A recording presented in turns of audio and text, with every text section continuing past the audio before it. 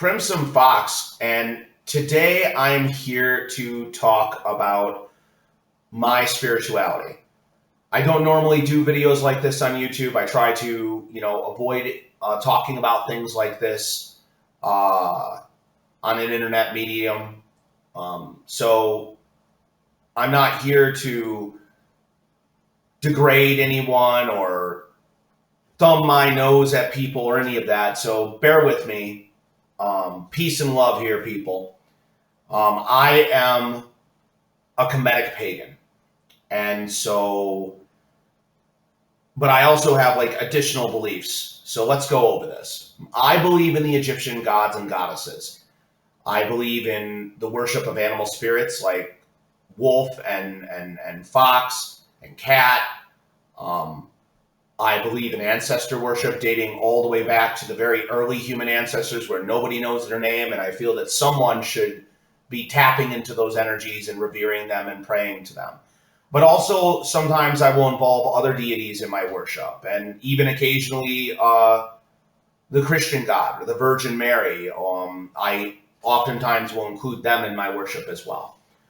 So I'm not exactly your typical Kemetic pagan. I'm a solitary witch. I am not part of a coven, and I'm an eclectic witch, which means that I take beliefs from a multitude of traditions and kind of mishmash them to form my spiritual path. And some people might be like, that basically means that you do what you want, right? And to which I would say is that I have a code that I follow. I have values that I follow. My main spiritual values would be this, that it is the duty of every human being to bring positivity to others and to lend a helping hand to those in need, regardless of their religious beliefs, their political beliefs, and to not be so hasty to rush to judgment. Because as the Joker said in that film where Joaquin Phoenix was the Joker, no one ever thinks of what it's like to be the other guy. When you're dealing with people, you don't know what they've been through. So you should try to be open-minded. I believe that, as a priest of my faith, that you have to be a counselor.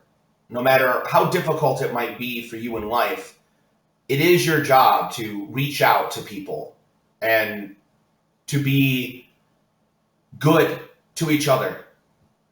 Even if it's hard, it can be very hard. But we have to strive to make the world a better place. We will all be judged one day. But I don't believe that just because you're one faith, it's going to guarantee you into the next life. I think that everyone is measured by their deeds and what they do, what they do. If you spend your entire life being a plague upon everyone else, well, then, yeah, you might face some harsh judgment when you go to the next life, but that's not up to me to decide. I am merely a voice crying out in the wilderness, so to speak.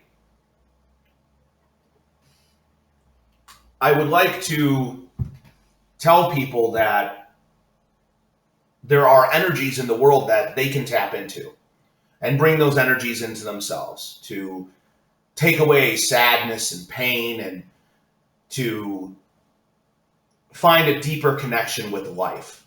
In my opinion, energy exists in every single thing that is around. There are all kinds of different types of energy. It is up to us to tap into it. As you can see from the symbolage here that I got, symbols, spirit, air, earth, fire, water. It's very accurate in the type of things I call to in the elements when I practice my magic. And obviously, as I am thinking of this, I think of what some of my friends might believe about these beliefs. They might say, well, that's crazy. but that's them. They're entitled to their belief. I'm not trying to convert anyone. I'm not trying to do that. I don't want to encourage conversion. I think that a lot of people feel that when they practice their faith, that it's about converting others and showing them that your path is the right path. But what a lot of people oftentimes forget is just because you're on a path doesn't even mean you're on the right path to begin with. You could say, for instance, that you're a Christian, but then don't act very Christianly in your spare time, so to speak. When you're outside your worship, you may go to church, but you might do nothing for your fellow human being. And I think that that distinction is very important. It must be drawn in this discussion. That it is not simply enough to say that you are a religious person. You must prove it through your deeds that you are a religious person. I've met plenty of people that are pagan that are absolutely fake, in my opinion, when it comes to practicing that mercy and that love towards others. So they'll go and they'll worship, but then they'll spend all their time hating on Christians, and that's just wrong. I don't think that the gods and goddesses put us here to hate each other and to hurt each other. The world is filled with war. We don't need to add to it. To be a priest of faith, and I call myself a priest because that's what I am. I am a priest of my faith. Who gave me this title? No one. I decided to become a priest of my faith. And to be a counselor to others, to help others whenever I can, to try to be a person who is a positive force in the world. So how do I do that? Volunteer my time. I give advice when I can. I will go out of my way to help people and to ask for nothing in return. Because when you help someone else and ask for nothing in return, you build up good karma for yourself. You build up a feeling of pride and accomplishment in yourself. And I think that's important to do. So what I do in the course of my worship is I'll chant and I'll pray to the gods for guidance. I'll cast magic. I am a student of magic.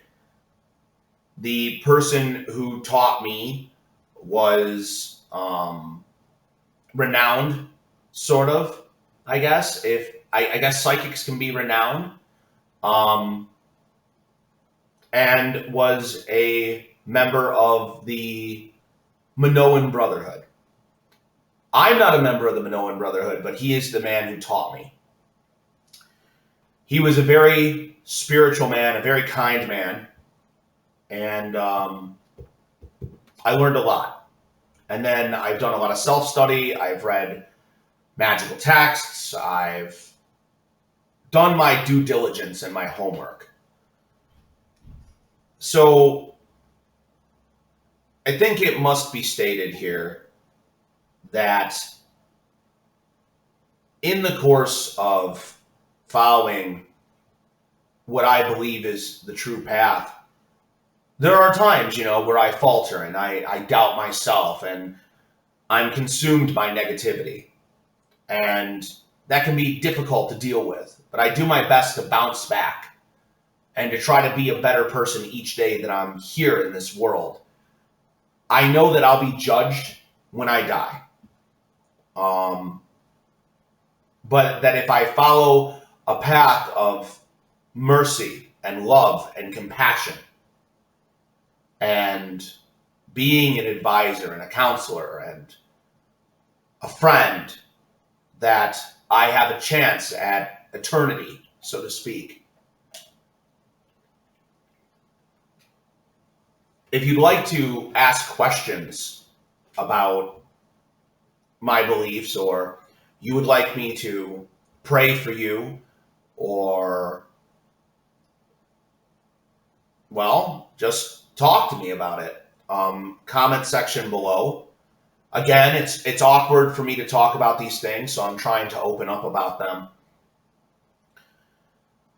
So anyway, that's my rant for this morning. Very short rant, but I felt that I would throw this out there and see if anybody wanted to talk about it or comment on it and go from there.